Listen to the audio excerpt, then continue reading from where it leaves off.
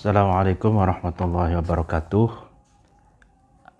Hari ini kita melanjutkan pengajian kitab Baraqat, kitab usul fikih.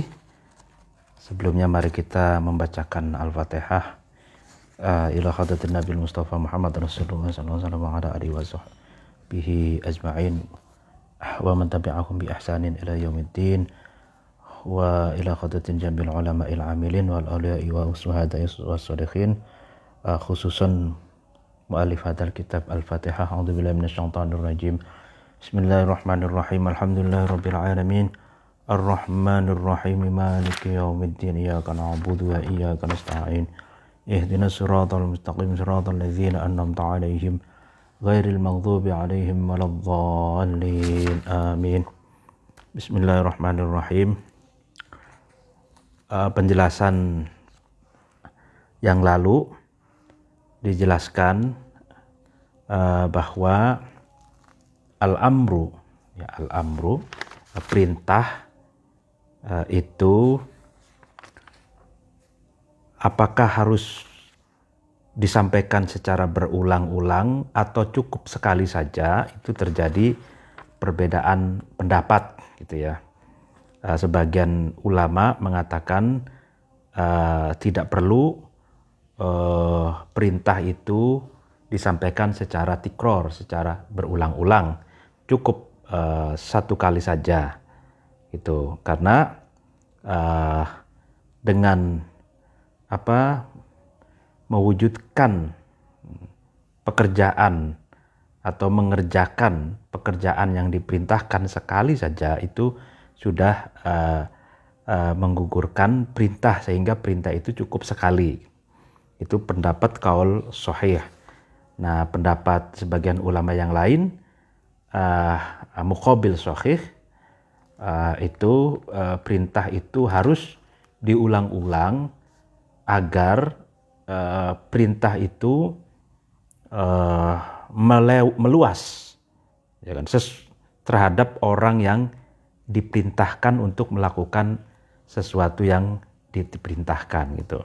Jadi sesuatu yang diperintahkan atau perintah itu kan butuh yang namanya sosialisasi. Nah, kalau sosialisasi itu tidak cukup hanya sekali saja, jadi harus berkali-kali seperti itu. Lalu kemudian dilanjutkan wala yaqtadil fawra, dan katanya al-amru, perintah itu tidak menuntut untuk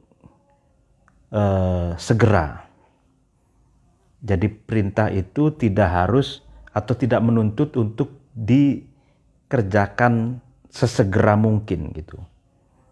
Li'annal ghardu minhu, ya kan, ijadul fi'li min ghairi ikhtisasin biz zamanil awwali dunaz zamanis tsani.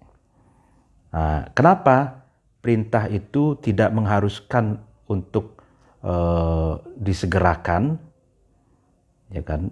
Karena tujuan dari perintah itu adalah mewujudkan satu pekerjaan. Tujuan dari perintah adalah merealisasikan pekerjaan terhadap sesuatu yang diperintahkan, itu tanpa ditentukan zaman yang pertama atau bukan zaman yang kedua gitu, dan bukan zaman yang kedua. Jadi perintah gitu itu tidak harus begitu diperintahkan langsung sesegera mungkin direalisasikan gitu. Karena tujuan perintah itu bukan tergesa-gesa untuk direalisasikan. Tujuan perintah itu bukan untuk dipersegera gitu, dipersegerakan, bukan, tapi tujuannya adalah terwujudnya pekerjaan sesuatu yang telah diperintahkan gitu. Tujuannya adalah terrealisasinya sesuatu yang dikerjakan. tanpa harus terburu-buru, tanpa harus dipersegerakan gitu, tanpa harus fauriyah gitu. Nah, sehingga di dalam syarahnya itu dikatakan at-tarohi pun tidak masalah. Artinya santai tapi pasti gitu. Santai tapi terwujud. Santai tapi terrealisasikan, selesai apa yang telah diperintahkannya itu. Nah itu. Waqila yaqtadil fawra. Wa ala hada yuhmalul qawlu man yaqul innahu yaqtadi tiqrara. Nah, dan sebagian pendapat atau dikatakan di wakila itu berarti sebagian pendapat. Nah, ya kan, sebagian pendapat dikatakan bahwa perintah itu menuntut untuk dipersegerakan. Perintah itu harus dilaksanakan secara segera gitu. Nah ini wa ala dzalik yuhmalul qaulu man yaqul innahu yaqtadi tikrar. Nah pendapat yang demikian, pendapat bahwa perintah itu harus dipersegera, direalisasikannya secara segera gitu. Itu adalah pendapatnya ulama yang mengatakan bahwa perintah itu menuntut untuk tikror, untuk diulang-ulang gitu. Jadi kalau kita lihat penjelasan di depan itu kan apakah perintah itu perintah itu harus diulang-ulang atau tidak? Itu kan terjadi perbedaan pendapat. Sebagian ulama mengatakan perintah itu tidak harus diulang-ulang. Pendapat yang kedua, harus diulang-ulang. Nah sampai satu pertanyaan, apakah perintah itu juga harus dilakukan secara dipersegera gitu, disegerakan? Ini pun terjadi perbedaan pendapat, dua pendapat. Pendapat yang pertama, tidak harus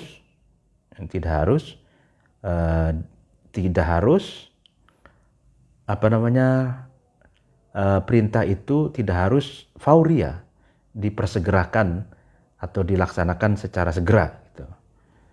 Nah pendapat yang kedua, harus dilaksanakan secara sesegera mungkin gitu. Amar itu, perintah itu. Nah yang mengatakan perintah itu harus dilaksanakan sesegera mungkin, ini adalah pendapat para ulama yang mengatakan atau yang berpendapat bahwa perintah itu menuntut untuk disampaikan secara berulang-ulang. Tuh. Nah, tapi sebetulnya kalau kalau kita baca sarahnya gitu kan, wala yaqtadil fawr itu wala tarohi bal yashmilu kullan minhuma gitu kan. Nah tapi di dalamnya ini wal kalamu indal itlaq fa in quyida sighatu biqayyidin dayiqin itu au muwassa'in au fawrin au tarohin umila bihi. Jadi pendapat yang pertama itu tidak harus disegerakan perintah itu, dan juga katanya tidak harus ditunda-tunda. Bahkan perintah itu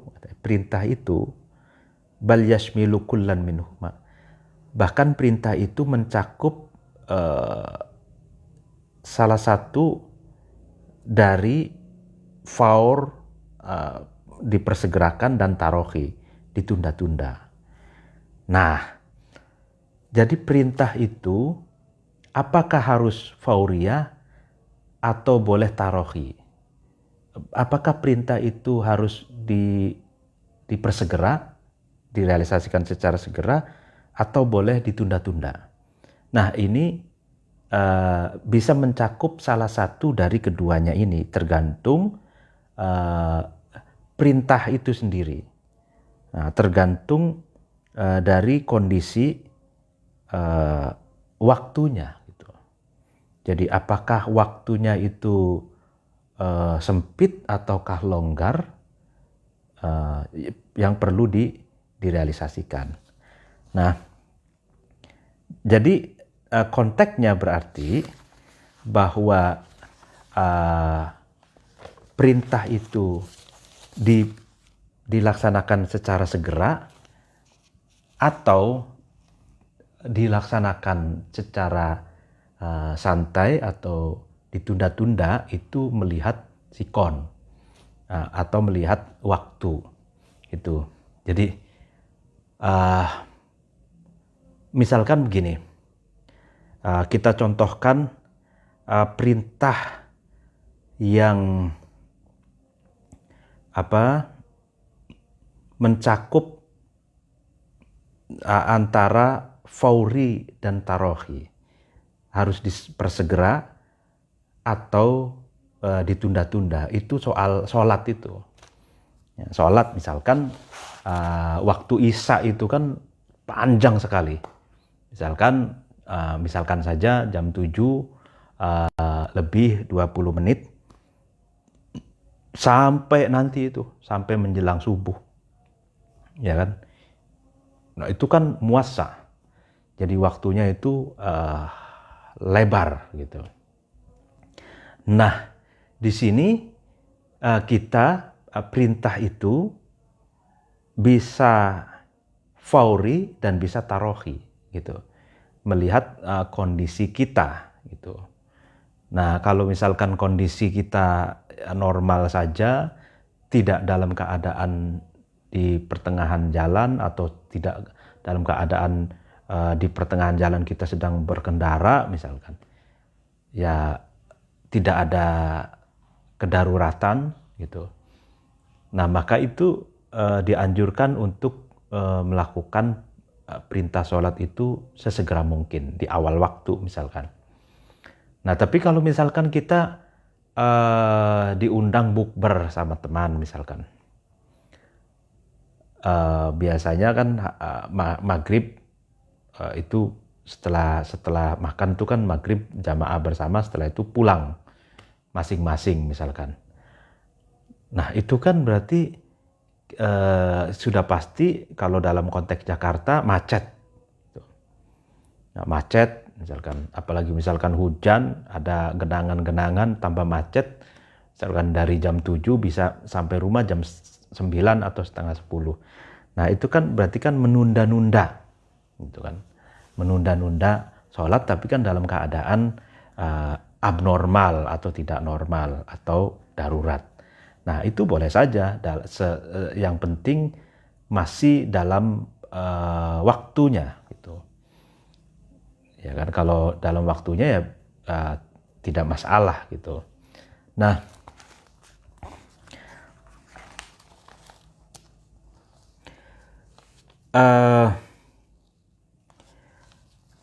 lalu kemudian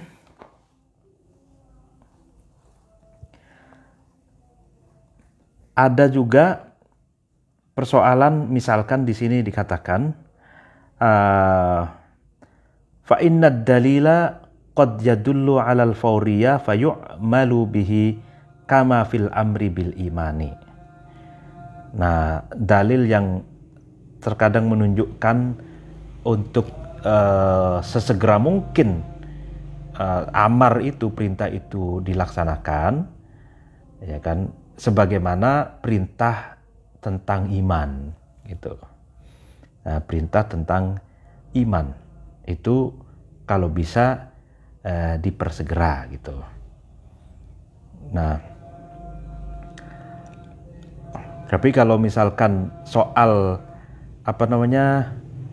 perintah dalam koridor waktunya ditentukan, ya kan, maka yang penting masih ada dalam ruang lingkup waktu Itu maka itu tidak masalah, tinggal nanti fauriyah atau tarohinya dipersegerakan atau ditunda-tunda itu melihat situasi dan kondisi. Contohnya kita itu punya pengalaman dulu waktu pesantren di Lirboyo itu sholat jamaahnya itu di akhir waktu. Sholat jamaahnya di akhir waktu. Kita sambil menunggu sholat berjamaah, itu kita menghafal, gitu. Digunakan untuk menghafal di serambi masjid, gitu, atau di dalam masjid itu kita sambil menghafal nadoman, atau kita sambil menghafal Al-Quran sambil memahami pelajaran kitab kuning, atau sambil menulis, gitu. Nah, sampai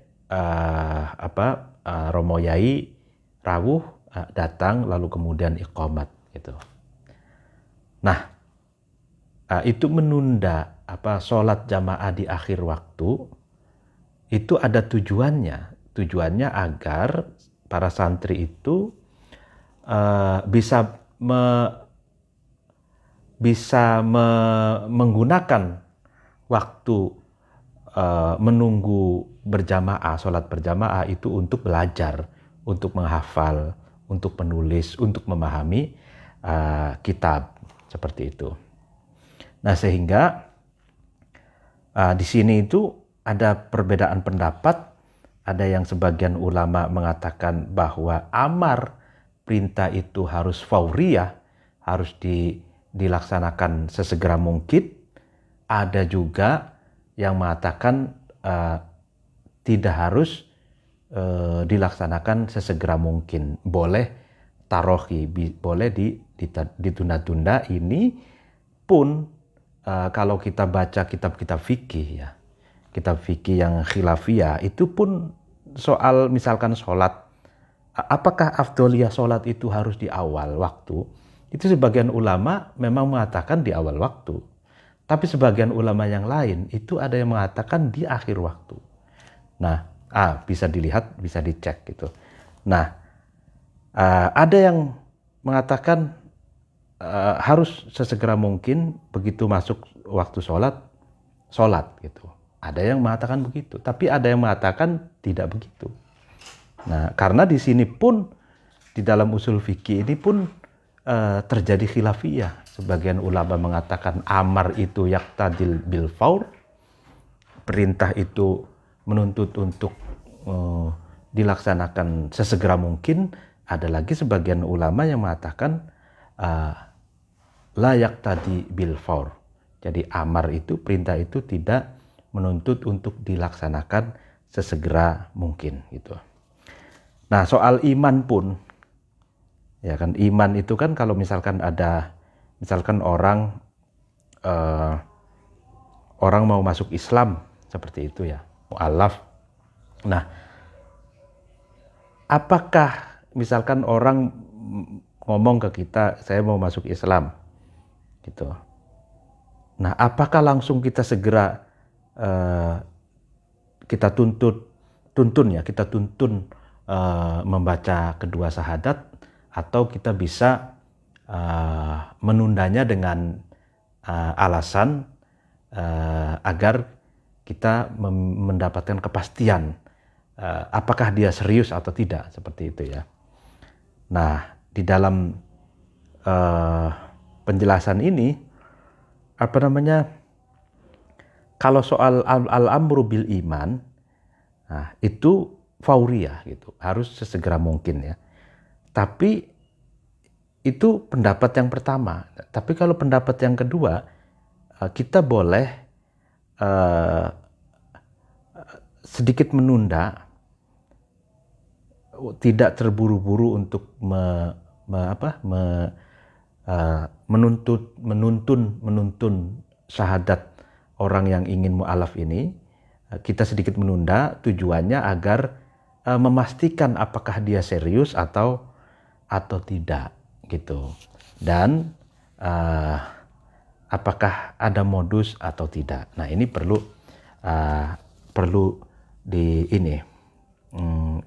mungkin diverifikasi. Misalkan seorang ustadz itu ada orang yang mau mu'alaf gitu ya, ngomong ke ustadz, ya ustadz bisa ngomong, tolong Anda pikirkan lagi gitu. Karena kalau masuk Islam itu konsekuensinya harus sholat 5 waktu berat gitu. Puasa Ramadan 1 bulan gitu misalkan. Dikasih tahu gitu. Tolong dipikirkan ulang apakah sudah mantap apa belum. Itu diajak berpikir. Nah ini boleh gitu kalau menurut pendapat yang mengatakan bahwa al-amru itu tidak harus menuntut untuk disegerakan gitu. Nah, contoh kalau kita menyimak kisahnya Gus Miftah dengan Deddy Kobuzer itu kan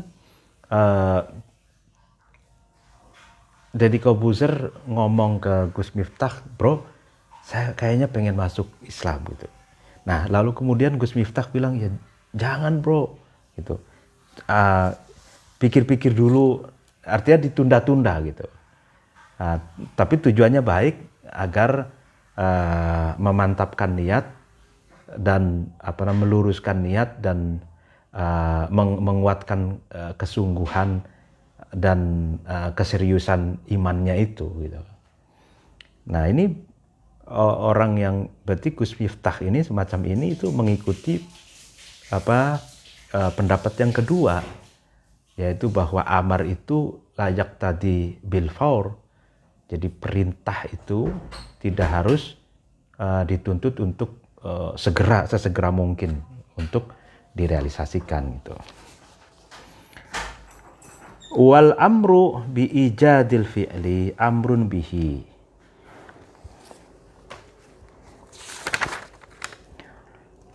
Wal amru bi ijadil fi'li amrun bihi wa bima la yatimul fi'lu illa bihi.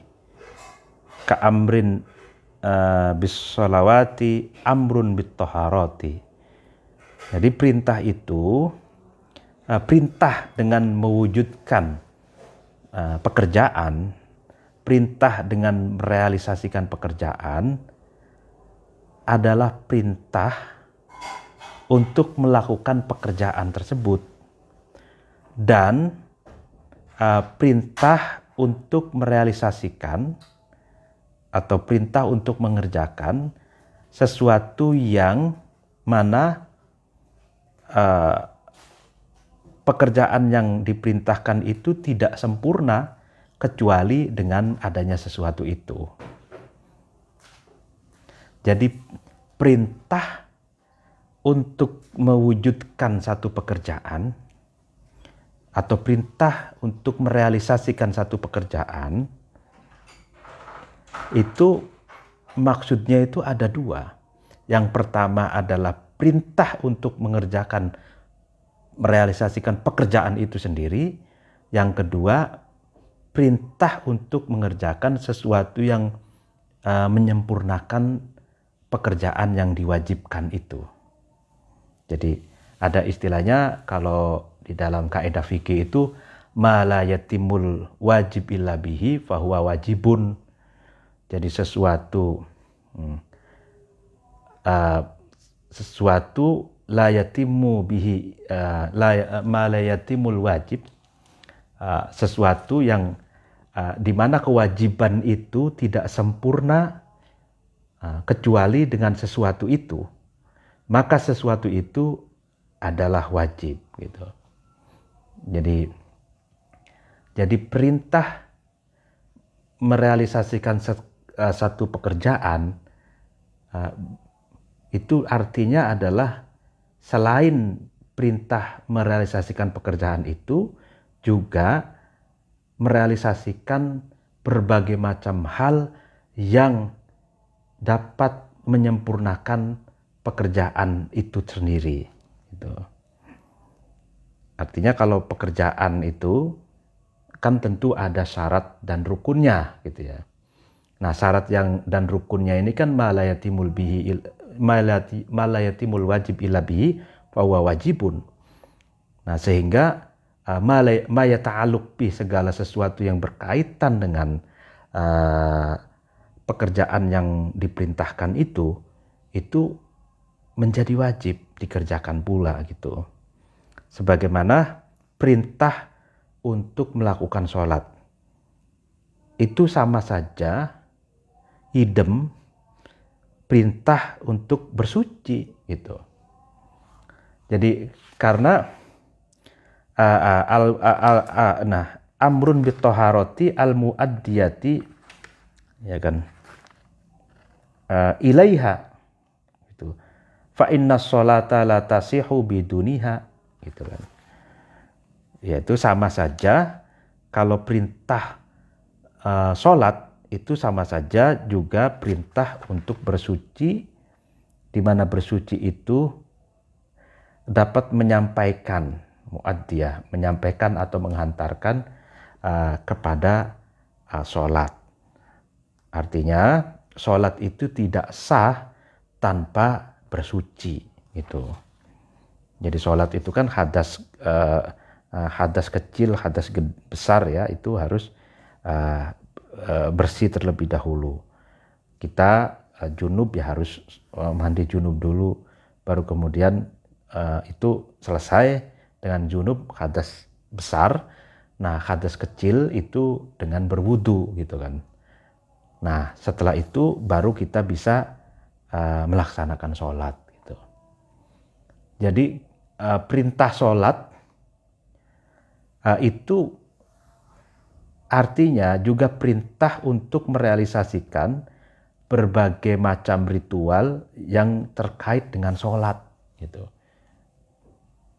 Nah, sholat tidak sah kalau kita tidak melakukan wudhu sebelumnya.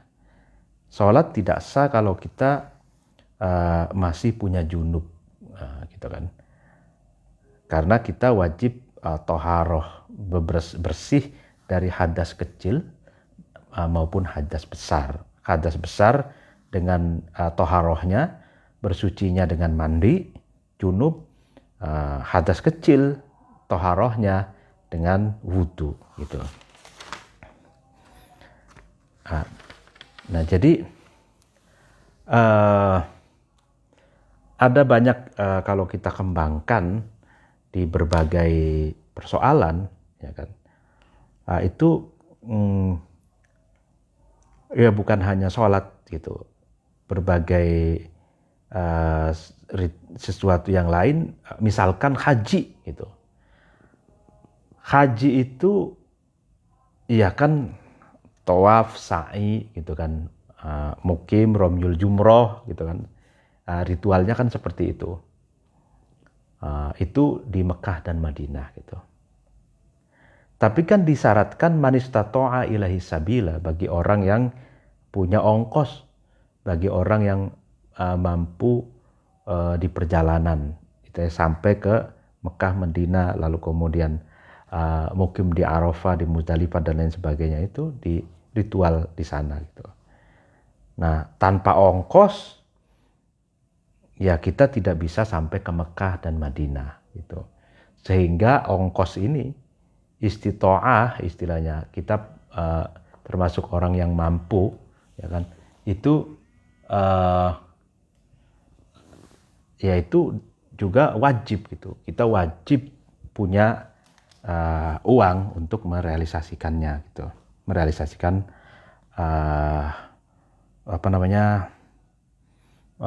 haji gitu, merealisasikan haji. Wa idza fu'ila bil bina'il maf'ul ay al ma'mur bih yakhrujul ma'muru anil ahdati ay uhdatil amri wa yattasiful fi'lu bil ijza'i alladhi yadkhulu fil amri wan nahyi wa ma la yadkhulu. Nah, dan ketika dilakukan ma'mur bih itu, ya kan, sesuatu yang diperintahkan itu dikerjakan, maka al-ma'mur, orang yang diperintahkan itu sudah keluar dari tanggungan gitu. Jadi ada istilahnya menggugurkan kewajiban gitu ya. Jadi kalau sudah melakukan sholat gitu kan, maka makmur, kita sebagai makmur, orang yang diperintahkan itu sudah keluar atau lepas dari tanggungan gitu kan. Nah, artinya ai-uhdatil amri, tanggungan perintah gitu ya. Kita sudah bebas dari tanggungan perintah yang Allah perintahkan gitu. Nah, al-fi'lu itu, pekerjaan itu yuttasofu, ya, disifati dengan sifat al-izza, sudah mencukupi, atau sudah bebas dari tanggungan atau tuntutan. Artinya izza itu kita melakukan fi'lus sholat itu, pekerjaan sholat itu dengan catatan ya betul-betul mencukupi itu ya sesuai dengan syarat dan rukunnya sholat gitu. Nah, alladzi yadkhulu fil amri wan nahyi, ya terjemahan tadi maksudnya perkara tadi soal makmur bih, ya yakhrujul makmur anil uhda itu orang yang sudah merealisasikan perintah gitu ya, sudah merealisasikan perintah itu adalah orang yang sudah keluar dari beban tanggungan gitu. Itu masuk dalam konteks perintah dan juga dalam konteks larangan gitu.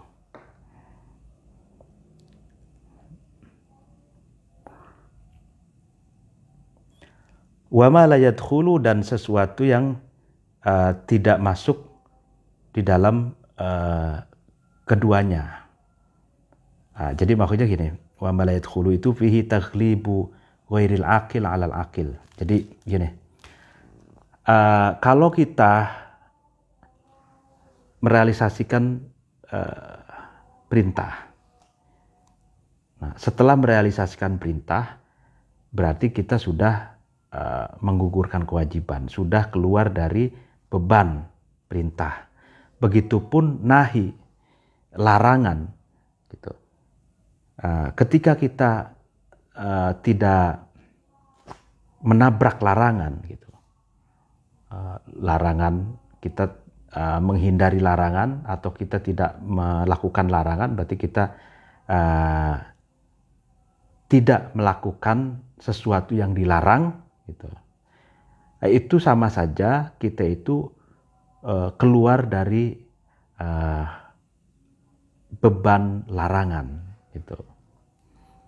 Jadi larangan kita tidak berzina gitu ya, tidak boleh zina, tidak boleh judi, tidak boleh minuman keras gitu ya. Nah, lalu kemudian kita tidak melakukan semuanya tadi itu, tidak judi, tidak minuman khamar gitu, tidak zina gitu. Nah, itu artinya kita sudah keluar dari beban larangan yang dilarang oleh Allah gitu. Dan sesuatu yang tidak masuk dalam keduanya, maksudnya ini ada orang-orang yang tidak masuk dalam tuntutan perintah dan juga tidak masuk dalam tuntutan larangan, yaitu orang-orang yang tidak berakal, sobi, majnun, ya kan, dan yang lainnya. Yadkhulu fi khitabillahi ta'ala al-mu'minuna wa sayatil kalamu fil kuffari. Nah ini di antara wasahi, wasobi, wal majnun ghairu dakhilina fil khitab lintifa'it taklifi anhum. ya kan. Jadi masuk dalam khitabullah, tuntutan atau doktrin Allah, di dalam doktrin Allah adalah al-mu'minun. Nah, al-mu'minun ini di dalam syarahnya itu wal murad ma yashmilul mu'minat binaan ala dukhulin nisa fi jam'i dzukur gitu. Jadi di sini masuk dalam khitabullah, dalam orang-orang yang harus merealisasikan perintah dan doktrin Allah itu mukminun, orang laki-laki yang beriman, dan maksud dari laki-laki yang beriman ini mencakup juga perempuan-perempuan yang beriman. Itu karena binaan ala dukhulin nisa fi jam'i dzukur. Jadi karena sudah secara otomatis kalau jamak mudzakkar al-mu'minun itu pengertiannya mencakup di dalamnya adalah perempuan gitu.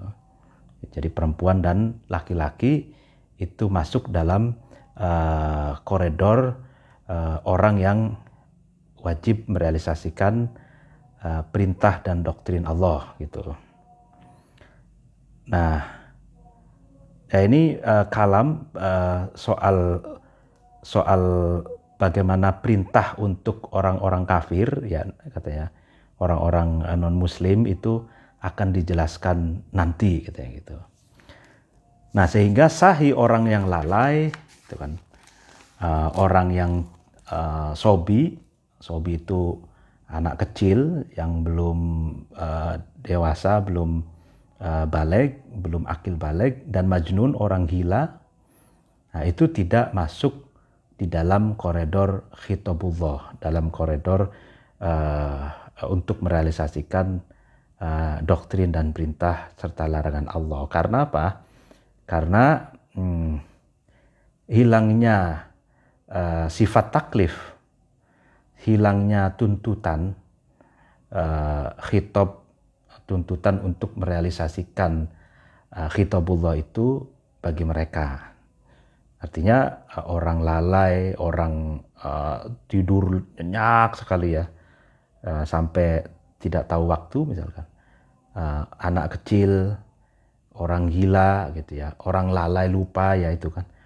Nah, di dalam ini disebutkan juga orang yang sakron alladzi lam yu'tad wal mughma alaih. Jadi orang yang mabok, tapi ini bukan mabok disengaja seperti orang mabok-mabokan khamr, bukan. Tapi mabok di sini itu kan orang yang ada orang yang sakit, yang kepalanya itu muter-muter gitu misalkan, yang tidak mampu untuk membangunkan kesadaran penuh dan melakukan sesuatu misalkan. Dan orang ayan, wal mughma alaih gitu, orang yang ayan gitu. Ayan itu kan sampai keluar busa, kejang-kejang gitu ya. Nah, itu juga masuk orang yang ghairu dakhilina fil khitab. Nah, tapi di sini jelaskan wa yu'maru sahi ba'da dihabis sahwi anhu bijabri khalali sahwi kaqdo ima fatahu minas sholati wad dhamani ma atlafahu minal mali. Dan sahi, orang yang lalai, itu diperintahkan setelah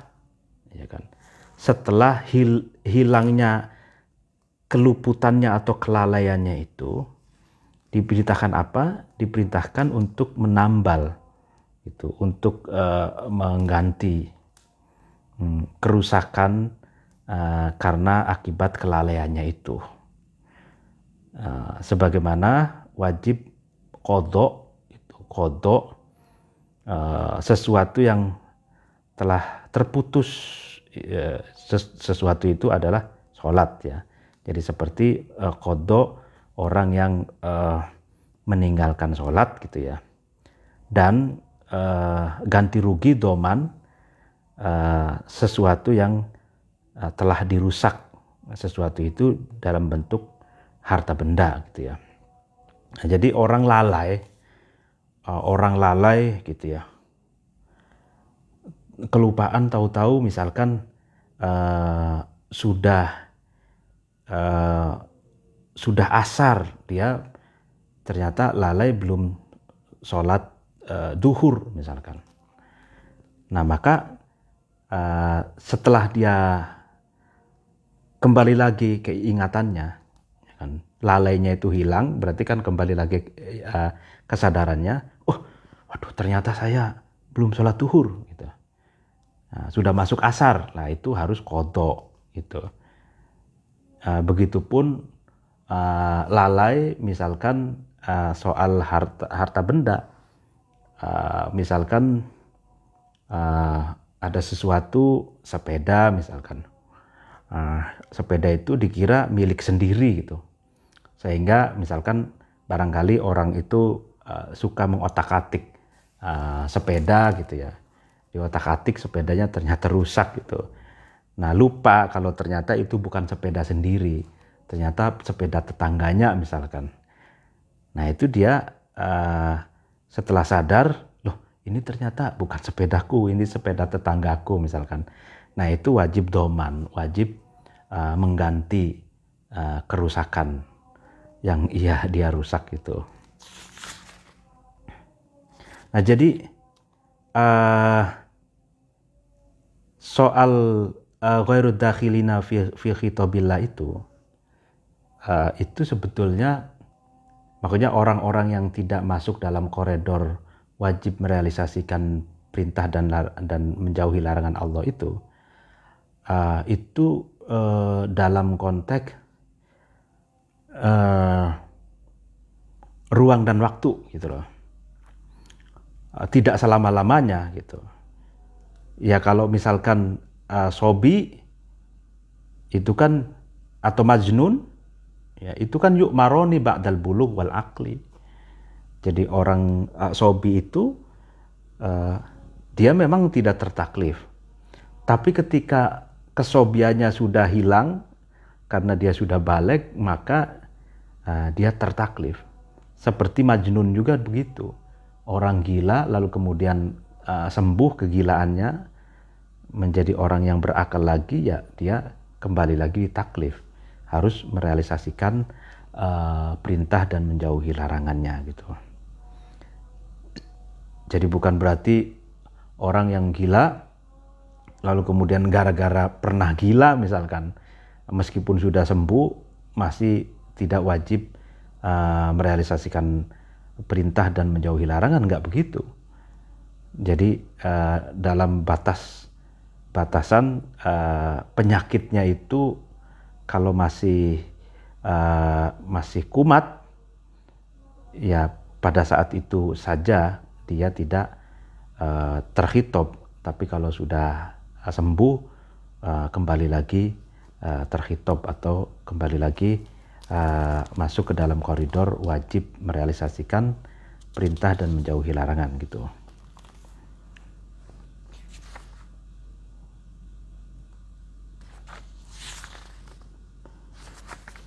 Wal kuffaru mukhatabuna bi furu'i syara'i wa bima la tasikhu illa bihi wa huwal islamu ka qaulihi ta'ala ma salakakum fi saqar qalu alam naku minal musallina.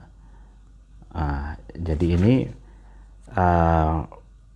orang-orang kafir itu juga adalah orang-orang yang mukhatabun. Jadi orang yang termasuk orang yang wajib atau tertaklif, ya, terbebani untuk merealisasikan perintah dan menjauhi larangan Allah. Dengan logikanya itu seperti ini gitu. Dia wajib melakukan cabang-cabang dari syariat Islam, dan dengan sesuatu yang syariat Islam itu tidak sah kecuali ada sesuatu itu. Artinya gini, misalkan di antara syariat itu kan sholat, ya kan. Nah, sholat misalkan, sholat itu tidak bisa direalisasikan kecuali bagi orang Islam, gitu kan. Nah, sementara sholat itu ternyata wajib dilakukan oleh seluruh umat manusia, gitu. Tapi seluruh umat manusia itu disyaratkan kalau sah sholatnya itu harus Islam, gitu loh. Seperti itu logikanya nih. Nah, ma salakakum fi saqor, katanya. Apakah Allah sudah memasukkan kalian ke dalam neraka sakor, gitu. Qalu alam naku minal musallin. Orang-orang kafir itu menjawab,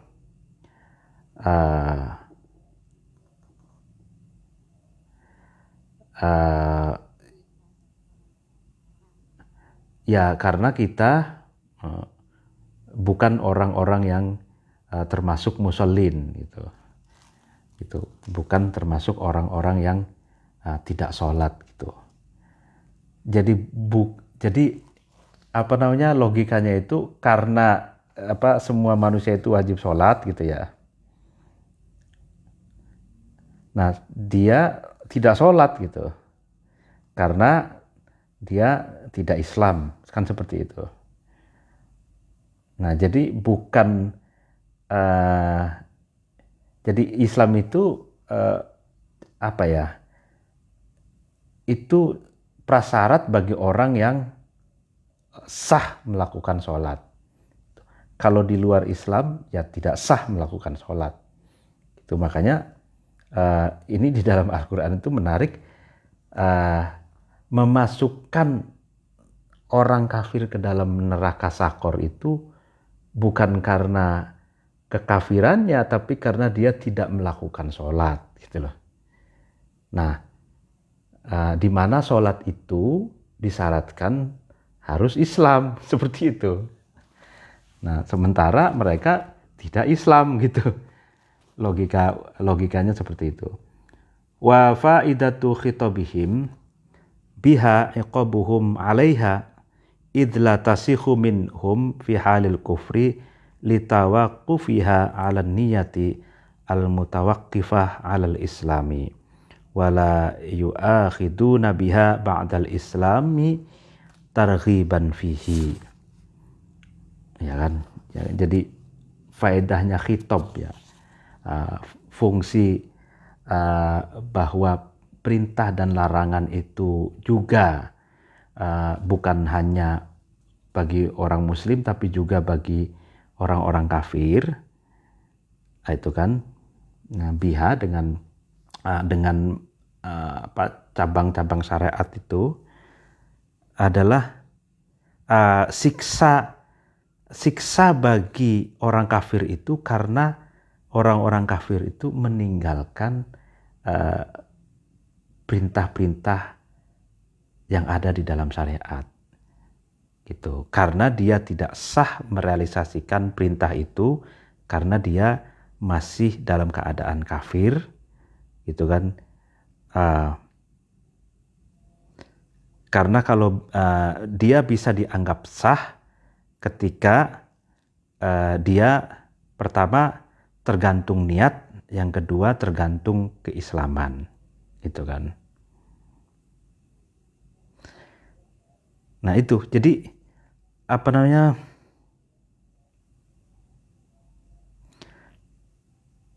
wala yu'akhaduna biha ba'dal islam targhiban fihi. Tetapi tidak dituntut orang kafir itu biha dengan cabang-cabang Islam itu setelah masuk Islam karena memang dia sudah mencintai Islam, gitu. Jadi ini menarik. Jadi orang di dalam Al-Quran itu masalah kakum fisakor itu jawabannya qalu alam naku minal musallin. Jadi orang kafir itu katanya bukan karena kekafirannya dimasukkan ke neraka itu, karena dia tidak melakukan sholat, tidak melakukan zakat, tidak melakukan haji dan lain-lain sebagainya itu sebagai furu' syara'i gitu. Nah, dia tidak melakukan itu karena tidak Islam. Kalaupun melakukan sholat, zakat, haji itu, kalaupun melakukan itu kan syaratnya harus Islam dulu gitu kan. Nah ini menarik menurut saya. Jadi iqabnya, siksanya itu, siksa bagi orang-orang kafir kelak di akhirat nanti itu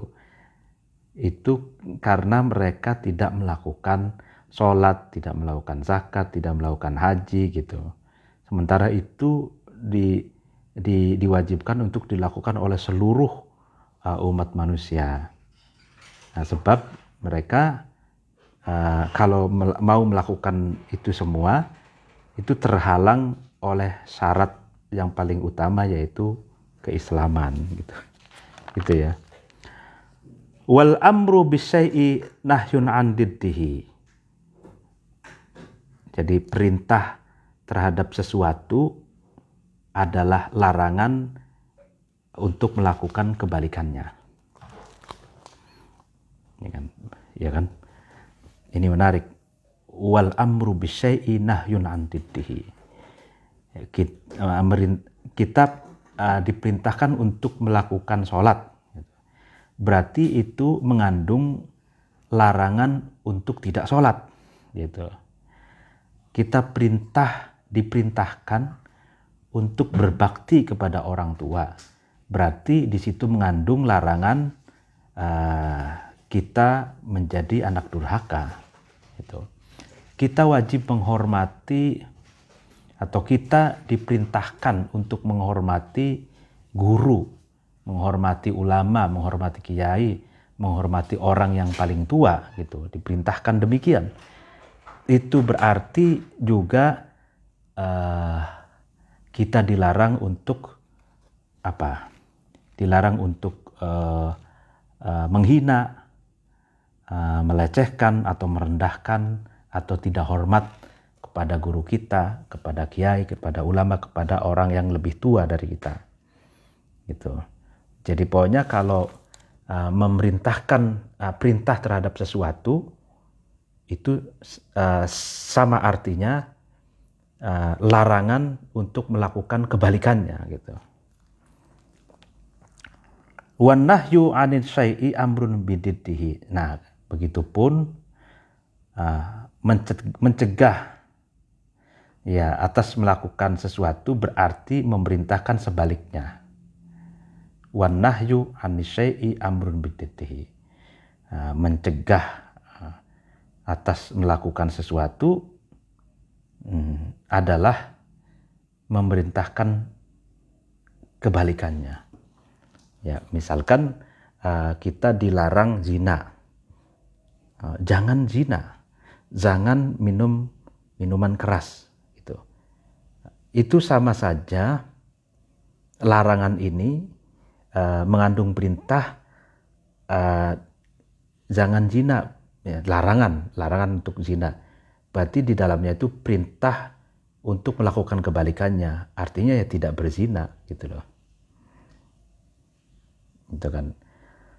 Jangan minum khamr. Ya kan. Berarti kebalikannya ya kita tidak minum khamr. Tuh, tapi minum aqua, minum teh gitu ya, kopi nggak apa-apa tuh, ya kan. Nah ini fa idza qala lahu uskun kana nahiyan lahu anit taharruki aw la tataharrak kana amiron lahu bisukuni. Nah ya kan. Nah, ketika al-amir, ya kan, orang yang memerintahkan pada orang lain mengatakan kepada si A misalkan, uskun, diamlah gitu. Itu perintah, uskun, kamu diam. Kamu diam. Itu ya kan, tandanya orang yang merintahkan itu mencegah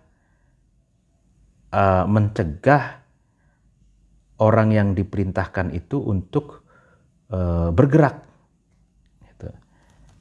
Diam itu kan lawan kata diam itu bergerak gitu loh. Nah, memerintahkan untuk diam itu mengandung arti juga melarang untuk bergerak gitu. Melarang untuk melakukan kebalikannya diam, yaitu bergerak gitu. Atau nahi, larangan, janganlah kamu bergerak gitu. Nahi berarti janganlah kamu bergerak. Nah, sama saja memerintahkan orang itu untuk diam gitu. Nah, jadi seperti itu.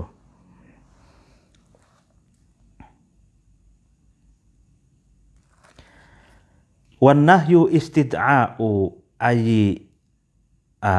istid'a'un ay tolabut tarki bil qawli mimman huwa dunahu ala sabil wujub ala wazani ma taqaddama fi hadil amri ya.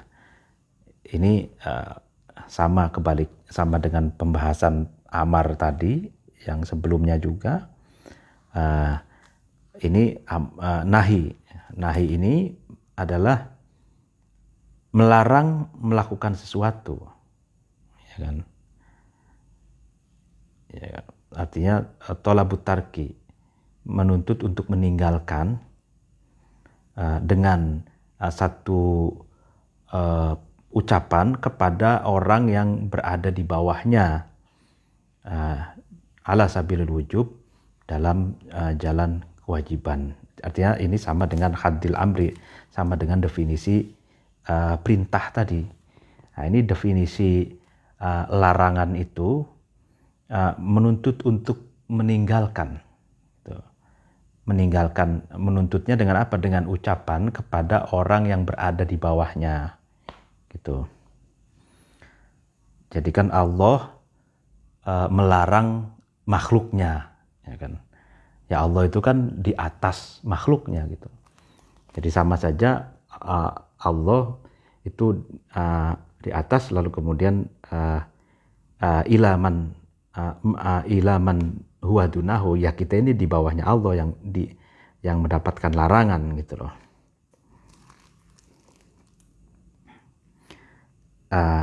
Karena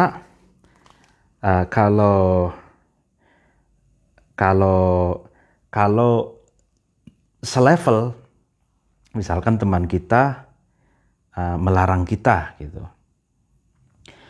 jangan mandi di sungai gitu, misalkan. Nah, itu bukan perintah lagi, bukan larangan, bukan nahi lagi gitu, bukan nahi lagi, tapi itu namanya iltimas gitu. Atau kita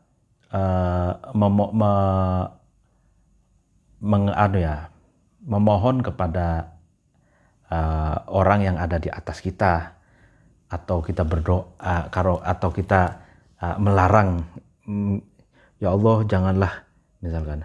janganlah kau berikan cobaan kepada kami, janganlah kau berikan penyakit, janganlah kau berikan kefakiran gitu ya, musibah, bencana gitu, janganlah kau berikan bencana gitu ya.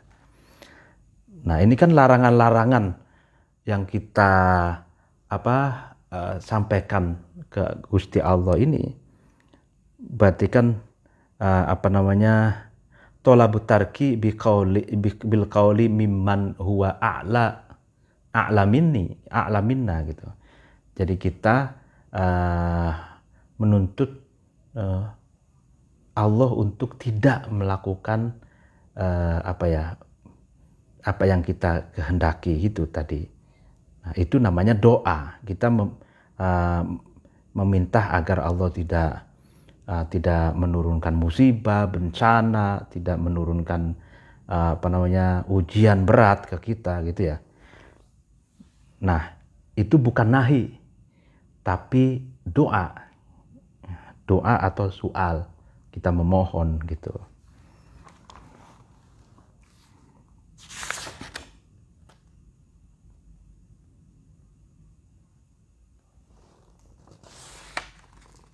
Ya, ya mungkin pengajian kita cukup sampai di sini dulu karena ada